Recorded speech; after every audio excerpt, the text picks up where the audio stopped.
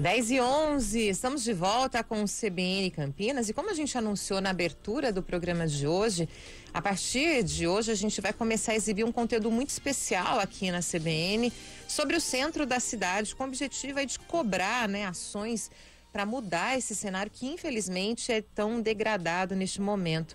E a nossa primeira entrevista sobre esse assunto é com o professor Lindener Parito Júnior, que é da PUC Campinas, e vai falar um pouco para a gente sobre a importância histórica dessa região. Bom dia, professor, muito obrigada por atender a CBN. Bom dia, Lilian, bom dia a todos os ouvintes, todas, é uma alegria estar com vocês aqui. Professor, eu queria que o senhor começasse justamente explicando para a gente por que é tão importante a gente manter essa região central, onde existem tantos pontos históricos, manter essa região conservada, manter esses pontos históricos em destaque, bem conservado, que é para as pessoas saberem o que aconteceu aqui na região onde a cidade começou. Excelente, acho que essa questão é a questão de R$1 milhão, né? Aquela que todo mundo quer responder de alguma forma, tanto na universidade, nos cursos de arquitetura e urbanismo, nos cursos de história, quanto em termos de uma sociabilidade urbana de quem frequenta o espaço central, né? E a resposta também é um tanto menos complicada do que a gente imagina. Precisa de investimento e políticas públicas que façam uma reforma urbana que seja, evidentemente, interessante para todo mundo, principalmente para as pessoas que trabalham no centro e vivem no centro, não é? E aquelas que passam por esse espaço o dia inteiro. Quer dizer, é preciso um planejamento que envolva um urbanismo democrático, não é? Que envolva ao mesmo tempo um projeto de educação patrimonial que possa narrar e fazer iniciativas as mais variadas, né? Eventos, exposições, palestras, aulas públicas das universidades, tanto da PUC Campinas quanto da Unicamp, abertas no Largo do Rosário, no Palácio do Jequitibás, e assim por diante, para a gente conhecer e saber o que de fato aconteceu aqui com os nossos antepassados, digamos assim. Então é preciso investir, e dinheiro para isso tem, não é? A gente só precisa ter vontade política. Professor Lindener, muito bom dia, é André Berenguel aqui, prazer falar com o senhor também aqui na CBN Campinas. O senhor falou, primeiramente aí de uma pergunta de R$1 milhão, vou fazer uma de 500 mil, acho que é mais simples essa segunda questão. E como conciliar esse desenvolvimento e esse avanço de um município que tem 247 anos e conciliar a modernidade com o fator histórico, o município crescer em termos de imobiliário, em termos de lojas, desenvolvimento urbano, mas preservar esse resgate da história? Excelente, é outra questão muito valiosa que não dá nem para precificar, que repito, né, é a questão que a gente precisa resolver nos próximos 200 anos no Brasil inteiro. Quer dizer, o passado não é algo que está lá atrás enterrado, morto e que a gente simplesmente ignora. Ele permanece no presente, ele permanece não só em termos de mentalidades, né, mas permanece em termos daquilo que sobrou materialmente desse passado. Por exemplo, a Casa Grande Túlia lá do prefeito Toninho, não é, que ele restaurou, ou então aqui na própria Praça Bento Quirino, o Tunicus Bar e uma casa de taipa de pilão do século XIX. E assim por diante, as edificações do começo do século XX que ainda estão aí convivendo com os edifícios de concreto armado, ou seja, o passado, sob vários aspectos, sempre permanece no presente. E aí, a questão é como conciliar, como fazer, né? Primeiro é preciso separar mesmo, dentro do planejamento urbano do município, de cada município, uma verba para preservar aqueles monumentos que fazem parte da história da cidade, são marcos fundamentais. Os mais variados, que sejam plurais, que sejam representativos das várias camadas sociais, das várias histórias de raça, classe, gênero e etc., que possa narrar a história dos africanos na cidade de Campinas, a história das mulheres na cidade de Campinas, não só a história dos homens brancos, né? Tá narrada e está nas ruas, mas é preciso que se narre uma história plural, senão a gente corre o risco dos perigos de uma história única. Então é preciso separar mesmo uma verba para preservar e, ao mesmo tempo, tomar todos os cuidados para que se tenha esse desenvolvimento sem destruir, sem abrir mão, né, daquilo que é um passado fundamental para a gente se entender no presente. Essas identidades para a gente, inclusive, ter alternativas e projetos de futuro. Não é? Senão a gente vive num atualismo constante sem entender que projetos que estão lá no passado podem ser interessantes da gente retomar e pensar numa alternativa de futuro. E em todo o Ocidente, desde o final da Segunda Guerra Mundial, isso foi uma questão e as principais cidades do Ocidente fizeram isso muito bem. Então o Brasil tem uma mania de querer enterrar o passado, esquecer as mazelas do passado, varrer para debaixo do tapete. E isso, como a gente bem sabe, não dá certo. O senhor falando sobre isso, era exatamente essa reflexão que eu queria que o senhor me ajudasse aqui. Vou trazer uma impressão pessoal, mas queria a sua opinião como especialista, né? Por exemplo, quando as pessoas que têm oportunidade, claro, a gente sabe que infelizmente poucas pessoas têm, por exemplo, de visitar a Alemanha, Berlim, inclusive mantém resquícios, né, físicos, monumentos que lembram todo o horror que foi, né, o nazismo, né, a dizimação lá dos judeus. Existem lá, inclusive, fragmentos no Muro de Berlim, que é um dos episódios mais tristes, lamentáveis da história da humanidade, mas eles estão lá para que se possa olhar, inclusive não cometer os mesmos erros do passado, professor. Perfeito, Lilian. Eu estava dando uma aula esses dias, uma disciplina de contemporânea, história contemporânea na PUC, e estava falando, e a minha aula começou exatamente mostrando fotografias de Berlim e todas as marcas de um passado sombrio, né?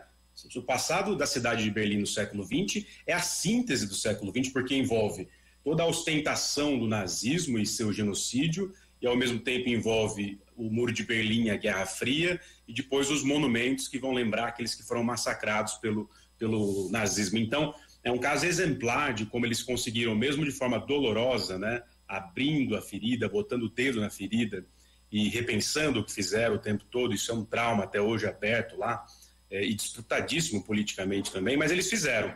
E aí tem dois fatores: fizeram porque também foram massacrados por guerras que os levaram à exaustão, né? Tanto a Segunda Guerra quanto a Guerra Fria, e ao mesmo tempo também porque, por N motivos, não é, que a gente sabe, em função de todo o imperialismo europeu e tal, eles têm dinheiro para fazer e têm essa consciência para fazer, né? Aí estão ali, digamos, na ponta do sistema. Não nos esqueçamos que a Alemanha é hoje, de novo, a maior potência econômica do mundo europeu, mesmo depois de todos os reveses. Então, tem um planejamento, né? Tem gente nos municípios, nas prefeituras, trabalhando para aliar a preservação daquilo que foi a história deles, mesmo com todos os traumas, e aquilo que é o necessário desenvolvimento comercial e econômico de qualquer cidade. Ou seja, significa que dá para fazer, e a gente está longe de começar a conseguir a consolidar. Precisa de continuidade institucional, não pode ficar mudando de governo a governo, né? As pessoas precisam manter ali o patrimônio, a cultura, dentro de um projeto de longo prazo, senão é aquilo que a gente já conhece, né? A gente vai estar sempre às voltas com aquilo que nos assombra e não é preservado. Professor, agora falando um pouco relacionado à revitalização do centro, a gente passa por um momento também atípico, a gente pode dizer assim, em função da pandemia, que agravou muita coisa, principalmente no aspecto econômico. E a gente vê um esvaziamento por parte do comércio na região central. Há muitas lojas fechadas, há também muitos locais com pichações, há toda essa poluição visual, há um problema econômico e um esvaziamento mesmo de moradias. Muitas pessoas buscando, né, outros locais para se viver, onde no próprio centro haveria de ter toda a infraestrutura para não precisar sair disso, além de um aumento de criminalidade, que a gente mesmo citou aqui na CBN Campinas dessa semana, dados da Guarda Municipal com um aumento aí de quase 40% em números de furtos nos últimos meses. Como buscar fazer essa revitalização a curto, mas também a médio e longo prazo? Perfeito, né? Esse drama da pandemia que cerceia e nos impede, né, diante das restrições necessárias para a gente se cuidar, obviamente, mas que acabam, digamos assim, sepultando a vida das regiões centrais de qualquer cidade do planeta no mundo pandêmico, e não é diferente no Brasil. Só que no Brasil a gente tem um caso mais grave, que é, historicamente, não é, a falta de cuidado, de preservação, de investimento nessas regiões centrais. Regiões centrais que se articulam assim, né, desde o final do século XIX, começo do XX, nas cidades paulistas, em função, evidentemente, da riqueza do café, da inversão dos lucros do café, e essas cidades como São Paulo, Campinas e outras um pouco maiores, tão grandes quanto essas, né, se configurando em função de ostentar essa riqueza. Então, todos os equipamentos urbanos, os planos de avenidas aqui do Prestes Maia, tanto para Campinas quanto para São Paulo, eles estão em função de construir uma centralidade de equipamentos urbanos nessa região que a gente costuma chamar de centro, né, que envolve esses bairros centrais também, no entorno aqui do próprio Palácio do Jequitibás, que eu consigo olhar agora na minha janela aqui, que eu estou bem na região central e estou vendo esse drama no centro de Campinas. Então, tem isso, né? É preciso repensar em função dessa retomada, né, com a vacina avançando, a ocupação desses espaços, mas que seja não só uma ocupação de comércio, mas uma ocupação da educação patrimonial, uma ocupação das aulas que possam ser abertas e públicas nesses espaços, inclusive mostrando para as pessoas o que elas estão, onde elas estão pisando, por que isso é importante. E, ao mesmo tempo, o dilema do abandono dos centros urbanos brasileiros tem a ver com desigualdade social, tem a ver com especulação imobiliária. Então, se não houver um plano diretor, né, restringindo absurdos de edificações muito altas, né, que acabam com toda a paisagem urbana e, às vezes, sonora do lugar, é imprescindível que esses planos diretores barrem esse tipo de coisa, porque não se trata de você cercear a expansão do mercado imobiliário completamente. Trata-se de não deixar acontecer absurdos, ou seja, há aqui uma silhueta urbana central que precisa ser preservada. Paris fez isso, por que a gente não pode fazer, sabe? Quer dizer, Paris preservou do final do século XIX, é um museu a céu aberto e ninguém constrói nenhuma edificação altíssima naquela região, a não ser na região lá, só a Montparnasse e a região de La Défense, que é uma região mais moderna, né, digamos assim. Mas significa que dá para a gente pensar nos exemplos excelentes que a gente tem e não imitar, mas fazer de acordo com a nossa própria trajetória, né? E investir no que a gente tem. Só que isso depende de questões mais estruturais, né? Depende de um Ministério das Cidades que precisa ser replanejado, depende de investimentos profundos na educação, né? Senão, se a gente não tiver uma reforma urbana efetiva, a gente nunca vai sair desse lugar. E vai continuar criminalizando as pessoas que ocupam esse espaço, porque também estão pauperizadas e o usam de outra forma, né? Falando em questões estruturais, me parece que falta, além de políticas públicas de revitalização, conservação, né, de continuidade nas políticas públicas, né, com as gestões que terminam, outras que começam e não retomam os projetos que estão em andamento.